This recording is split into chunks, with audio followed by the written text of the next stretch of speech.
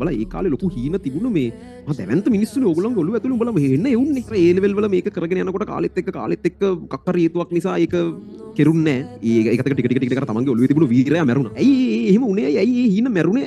ඕගොල්ලෝ ඇත්තටම බැරි හින්දාද නැත්නම් ඕගොල්ලෝ ඒවට වැඩ කරේ නැති හින්දා? ඕගොල්ලෝ හෙන ලොකුවට පටන් ගත්තනේ වැඩ. සහ බැරිත් නෑනේ ඕගොල්ලෝ ලෙවල් කාලේ තාම හොඳට perform කරා මේ. ටික ටික ඇයි අර ඒ කාලේ තමන් ගැන තිබුණු විශ්වාසය දැන් නැත්තේ? ඒකට පුළුවන් කියලා තියෙන gut feeling එක දැන් එන්නේ නැත්තේ ඇයි? ඇයි මේ වීරයා මැරලා තියෙන්නේ? ඇයි මේ හීන ටික මැරලා ගිහිල්ලා තියෙන්නේ? කොහේ හරි තැනක වාට වැරදිලා තියෙන්නේ. ඒ වැරද්ද උන තැන ටික හොයාගන්න. ඒ වැරදි ටික හොයලා ඒ වැරදි ටික හදලා තමන් ගැන විශ්වාසයක් ඇතුව අර මැරිච්ච හීන ටික මං ආයේ පණ ගහලා ගන්නවා කියලා වැඩේට බහලා කරන්න.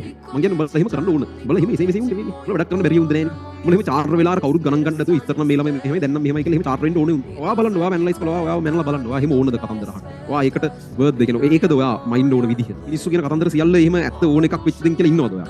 ඒවට ප්‍රතිඋත්තරයක් දෙන්නේ නැද්ද? ඒවා වෙනස් කරන්න try එකක් දෙන්නේ නැද්ද? ඔයාව මිනිස්සු බලන විදිහ ඔයා වෙනස් කරලා පෙන්වන්න එහෙම උවමනාවක් නැද්ද? නිකම්ම ඉඳලා මැරලා යන්නද ඕනේ?